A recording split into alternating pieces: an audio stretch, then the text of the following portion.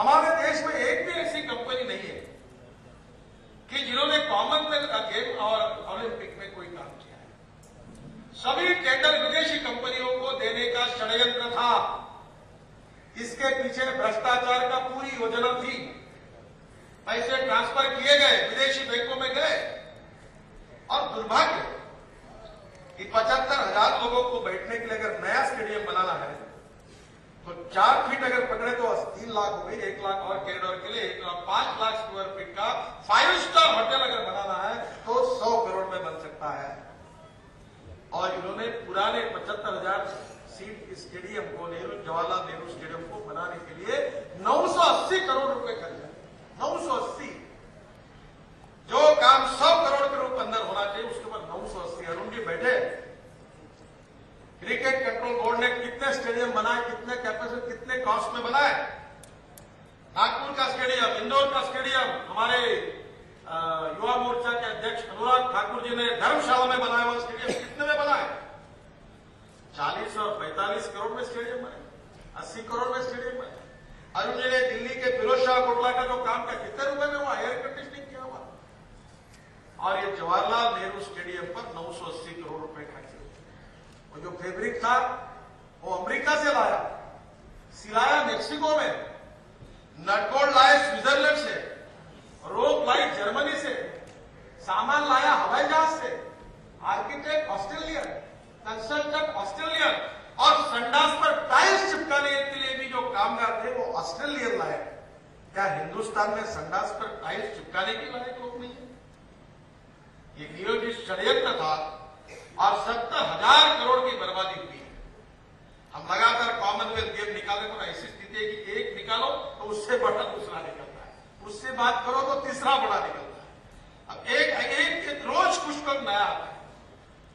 वो कभी कभी मजाक में कहता हूं, आजकल वो भाषा में बोलता भी नहीं, कभी भी कुछ हो तो अपने ही कपड़े फाड़ना शुरू कर देते। जब अस्वस्थ हो जाते हो, कांग्रेस पार्टी की हालत ऐसी हुई। ठीक है, पूरे भ्रष्टाचार से उनका मुंह काला हुआ है और इसलिए संयम और विवेक दोनों को छोड़ दिया है। वो जो चाहे वो आरोप कर रहे। कल वो सिब्बल कह रहा था 1999 में ऐसा हुआ, तो 1999 से लेकर 2010 साल तक तुम क्या कर रहे थे? जब तुम्हारा मुंह काला हुआ था 1999 में, हमको याद है। अब किसी बात का जवाब दे नहीं सकते। और इसलिए इन सब बातों के, भ्रष्टाचारों के स्कैंडल्स बढ़ रहे हैं। सुषमा जी, अरुण जी इस पर डिटेल बताएगी। और सबसे महत्वपूर्ण बात है जो अडवाणी जी ने कही थी, जिसका आज भी साक्षी, इतिहास साक्षी है। बार बार शांता कुमार जी आए कि नहीं मुझे पता नहीं, आए क्या? हाँ, आपको अवसर देने वाले यूनो में गए थे शांता कुमार जी। 125 देशों के प्रतिनिधि वहां थे। काले धन के स्विस बैंकों की चर्चा हुई थी।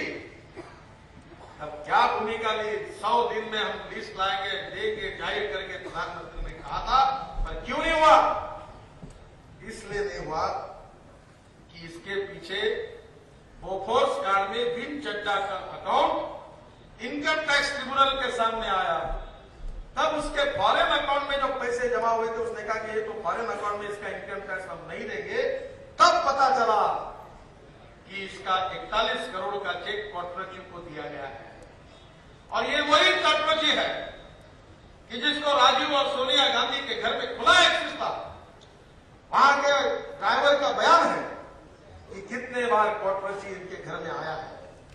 जब सोनिया जी, माता जी यहां आती थी तो कितने बार उनके घर पे जाती थी। मुझे लगता है कि हिंदुस्तान की जनता को यह अधिकार है कि जो कॉर्पोरेशन जो इस भ्रष्टाचार में लिप्त है उसके संबंध किसके साथ है। और जब इस बात को उजागर करने की बात आती है तो कांग्रेस पार्टी चुप बैठ जाती है और इसको समाप्त करने की कोशिश करती है। इसका रहस्य क्या है? 2G स्पेक्ट्रम, कॉमनवेल्थ गेम, ये बोफोर्स को लेकर आज आई हुई, सामने आई हुई बातें, इसके साथ आदर्श सोसाइटी का घोटाला, ये सब देखकर हमारे ऊपर बेबुनियाद आरोप करते हैं। मुझे एक कांग्रेसी नेता कह रहा था, बोले आपके ऊपर तो हमारे लोग ऐसे चिड़े कि आप कभी उनको दिखेंगे तो आपको गाली गलौज कर दूंगा, मेरे सामने आ जाओ। मैंने बोला आप तो जरूर इतने चिड़े हुए क्योंकि हमारी टोपियां फिट बैठी हुई है। जो लोकसभा में, राज्यसभा में हमारे जो लगातार इस प्रकरण के तथ्यों को हिंदुस्तान की जनता के सामने रखा, उससे एक बात सत्य सिद्ध हुई है कि कांग्रेस ने भले 125 साल पूरे किए होंगे, पर यह साल, this is a year of scandals and year of corruption in the Indian history, यह हमको बड़े दुख के साथ, दुर्भाग्य के साथ कहना पड़ता है। इतना दुर्भाग्यपूर्ण ये साथ भ्रष्टाचार से बनी। एक ने कहा कि अगर इस घोटालों के बारे में अगर विचार करें तो ये रकम 3% ऑफ जीडीपी है। अब मुझे बताइए, कितने गरीबों को पीने के लिए पानी मिलता, कितने गांव में रोड बनते, कितने बेरोजगारों के हाथों को काम मिलता, कितने किसानों की आत्महत्या रुकती अगर ये पैसा खर्चा होता। 58,000 करोड़ का अनाज सड़ रहा हर साल देश में, कितने गोडाउन बनके हम अनाज सड़ा हुआ बचा सकते थे, कितने किसानों के खेती के लिए पानी दे सकते थे, लाखों किसानों की आत्महत्या रोक सकते थे। ये पूरा पैसा 2,50,000 करोड़ का घोटाला करके भ्रष्टाचार की आचार संहिता पर बात कर रहे हैं। 100 चूहे खाकर बिल्ली हज निकली, ऐसी बात है। यही कहेंगे आचार संहिता, एक ही बात अरुण जी ने कही, वो सही कही। कोई इतना ही कांग्रेस पार्टी करे कि भ्रष्टाचार के बारे में कोई मार्गदर्शन करने के बजाय जो भ्रष्टाचार बाहर आ रहा है उसको ना दबाए, उसको बाहर आने दे। इतना भी काम किया, एक कल भी काम किया तो भी देश के ऊपर बड़ा ऐसा सीबीसी का क्या हुआ? सुषमा जी ने इस देश की लीडर ऑफ अपोजिशन करके थॉमस के नियुक्ति के ऊपर रिटर्न ऑब्जेक्शन लिया है। मैं ज्यादा शब्द बोलना नहीं चाहता क्योंकि पहले फिर मैं बोलूंगा तो फिर और निकलते हैं, और मुझे भी कहा कि आप मत बोलिए। मुख्यमंत्री, प्रधानमंत्री जी जवाब दो कि किसके पहले पर थॉमस की नियुक्ति आपने की है, बताओ। जब देश के विपक्ष के नेता आपको कह रहे हैं कि ये करप्ट है, इसके पीछे सब स्कैंडल है, इसका रिकॉर्ड अच्छा नहीं है, तो सीरियसली जैसे सेंसिटिव जगह पर उस व्यक्ति को आपने अपॉइंट करने का निर्णय क्यों किया है? चाहे राजा का पत्र हो, चाहे महाराज का पत्र हो, जैसे तो आपने आउटसोर्स किया था 2G स्पेक्ट्रम का काम, वो दिखते हैं पत्र में कि आपके और हमारे बीच में चर्चा हुई, उसके अनुसार यह तय हुआ है कि ग्रुप ऑफ मिनिस्टर्स में उसके टर्म ऑफ रेफरेंस में प्राइस के जो ये है वो बात नहीं आनी चाहिए। This agreement between DMK and Congress party, ये खाना, ये लक्ष्मी दर्शन करना, ये हमारा अधिकार है, इसमें आपका हस्तक्षेप कैसा हो रहा है, ऐसा सवाल उसने पूछा। आउटसोर्स कर दिया करप्शन। जब सेक्रेटरी ने और प्रधान सचिव के सामने लिखा गया है कि ऐसा करना देश के लिए घातक है, it is against the national interest, इसके बावजूद भी डीएमके को भ्रष्टाचार करने की खुली छूट क्यों दी गई? थॉमस के बारे में इतनी तकरारें होने के बाद और लीडर ऑफ अपोजिशन ने उसके ऊपर आपत्ति उठाने के बाद में भी उसकी नियुक्ति क्यों हुई? क्या लोकतंत्र में भ्रष्टाचार के खिलाफ अगर विपक्ष के नाते ऐसे सवाल खड़े करना क्या हमारा अधिकार नहीं है? क्या इस बात का जिक्र करना जनता में जाकर हमारा अधिकार नहीं है? और ये चारों बातों में जो बातें आ रही है वो हमारे एलिगेशन के कारण नहीं आ रही है, आपके यहां अंदर में जो सरकार में एजेंसी है उन्होंने जो तथ्य सामने आए उसके कारण ये हुई है। कोई ड्राइवर का बयान सीबीआई ने दिया, तो हमने कहा है क्या? मुझे लगता है कि इन सब बातों में बहुत चिंता का वातावरण बना हुआ है, और इसलिए हमारे पार्टी के नेताओं ने, अडवाणी जी ने, सुषमा जी ने और अरुण जी ने लोकसभा का कि ज्वाइंट पार्लियामेंट्री कमेटी करो। क्यों नहीं कर रहे? क्यों डर रहे हैं? आपके मन में क्या भावना है? मुझे लगता है दाल में कुछ काला है। मैं ज्यादा विस्तृत में इससे जाऊंगा नहीं, क्योंकि एंडरसन हो, वॉल्टर एंडरसन हो, कटरोची हो, इनको कभी इस देश में सजा नहीं हुई। कटरोची को तो भगाने के लिए मदद की, एंडरसन को भगाया। कलेक्टर के गाड़ी में बैठकर भोपाल में टीवी पर देखे लोगों ने दृश्य। एंडरसन आया, एंडरसन बैठा, उसको जैसे फॉरेन एक बहुत बड़ा कोई डिग्नेटरी है ऐसा करके उसको यहां से विदा किया गया। ये क्यों किया? किसके आदेशों पर हुआ? कोटरोची के ऊपर की केसेस विड्रॉ करने के बाद क्यों आगे आई? ये सब बातें बहुत गंभीर है। ये एक व्यक्ति और एक पार्टी का सवाल नहीं है, ये देश के भविष्य का सवाल है कि देश में 50% जनता ऐसे है कि जिनकी रोज की आमदनी % जनता ऐसी जिनकी रोज की आमदनी $2 से कम है। ये मैं नहीं कह रहा हूं, ये प्लानिंग कमीशन के रिपोर्ट्स में कहा गया है। क्या उन गरीबों को तो ये पैसा नहीं जाना चाहिए? क्या इरेडिकेशन ऑफ पॉवर्टी हमारा मिशन नहीं होना चाहिए?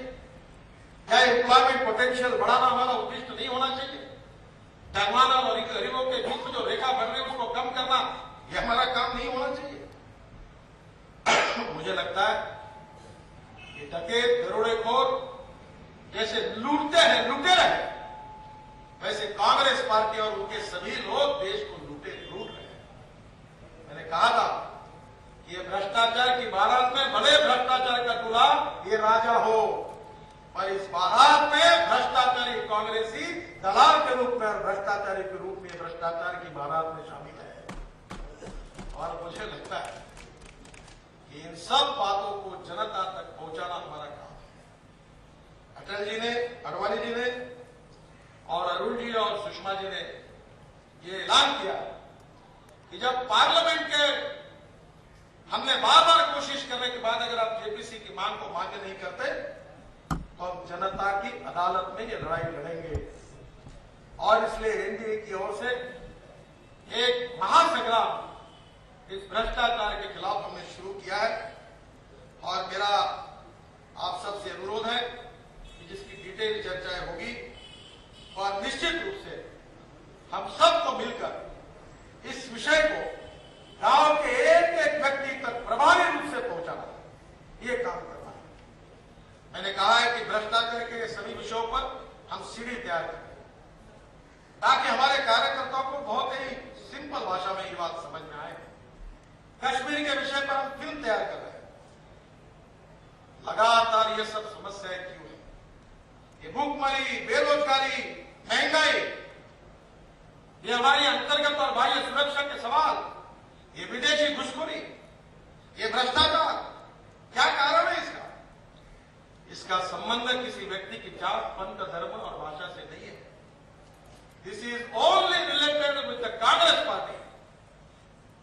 Bad governance, wrong economic policies and bad governance of the Congress party is the basic reason for all these problems.